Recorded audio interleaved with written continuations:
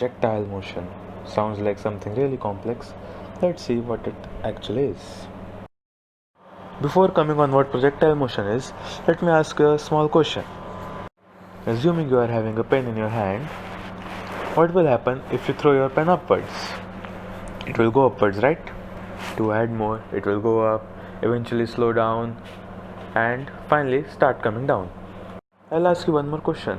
What will happen if you push your pen along your table or along your bed? The pen will move along the direction of your push, right? To add more, the pen will eventually slow down. You all know that this is because of friction. You must have heard somewhere about friction, right? And say, if there was no friction, the pen would just keep on going. This is what you have studied in Newton's first law, class 9. Hope you remember that. The next question, what I want to ask you is, what will happen if you throw or launch your pen at some angle with the horizontal? In the previous example, we have observed that the pen took the direction of motion of the initial velocity. When we launched it upwards, it went upwards. When we launched it along our bed, along our table, or in other words, along the horizontal, it went along that direction. So now when we are launching it at some angle with the horizontal, will it continue to go in that same initial velocity line? If this would have happened, every batsman in cricket would be really happy. A lot of times they hit the balls with so much power, they hit the ball so hard, but still get caught at the boundary ropes, right? So this certainly does not happen. So what actually happens when you throw a ball or launch a pen at some angle with the horizontal? When you throw or launch something at an angle to the horizontal, it takes a curved path actually. But why is it so? The answer is gravity. Obviously, the object always wants to go along the same straight line in which you launch it. Why would the object not want to do that? It's simple. Newton's first law of motion, the law of inertia. The object always wants to continue its line of motion. It does not want to change at all. But gravity is mean. Gravity is constantly pulling the object down. And as a result, the object can't move in the imaginary inclined path and it takes a curved path. Basically, when we launch an object at some angle with the horizontal and the experiment or the act is performed low on earth where gravity can be assumed constant and there is also no retarding force due to air, such a motion along the curved path is known as a projectile motion. Now here's a small spoiler. I know that you haven't studied about variation of Earth's gravitational force and retarding force due to air, but this will come in later chapters. So for now, let's assume that nothing of such sort exists. Gravity is always constant and air applies no force on the object. So from what we know, whenever we launch an object at an angle with the Earth's surface, the object will take a curved path and this curved path we'll call a projectile. The motion is known as projectile motion. I understand that you have understood what projectile motion is. It's just simply a motion along a curved path. So you might be thinking, what's so special about it? And what is there to actually study in it? It's just an object taking a curved path, right? What's so special? To answer this question, or rather to tell why do you need to study this, let me ask you another question. So here's a small story.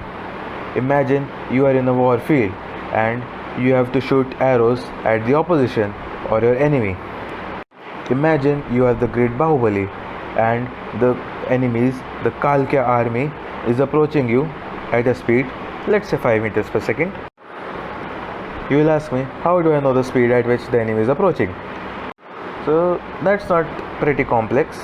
You can have markings in your own field and you know the distance between those markings, and of course you can measure the time the enemy took to cross the two regions, and hence you can find an average speed. So basically the speed at which enemy is approaching and what is the present location of the enemy, how far they are, this is something you can find out, not a big deal. Okay, so that was not the real problem. The problem is you are standing, the enemy is approaching. As said, They are coming towards you by a speed of 5 meters per second.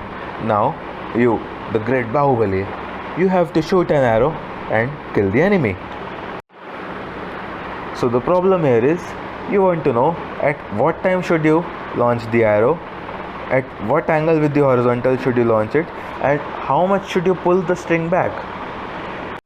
When you pull the string back, there is some energy conservation process by which the arrow finally gets the initial kinetic energy or the initial speed. Hence, you can say pulling the string back is somewhat proportional to the initial velocity imparted. So let me just repeat the problem. Your enemy is approaching you at a speed of 5 meters per second, and you want to know when should you shoot the enemy, at what angle and with what speed. By speed I mean the speed of the arrow, of course. Now note that all these three parameters are extremely important in the analysis. Say you launch the arrow very early. It could be so early that the enemies are so far away and the arrow could not reach there at all. Would you end up killing the enemy in that way? No, not at all, right? Coming to the importance of the angle, say you launch the arrow at a very weird angle, says 90 degree with the horizontal. So what will happen? The arrow will go up, come down and kill you, right? Once again, the arrow could not kill the enemy. So this factor is also really important. Now coming to the initial speed of the arrow, that's once again certainly very important. If you don't give it sufficient initial speed, it may not reach anywhere, right? You need to give it sufficiently high velocity, and since the enemies are approaching from far behind, probably you would try to give the arrow the maximum possible velocity so that the arrow could cover maximum distance. That makes sense, right?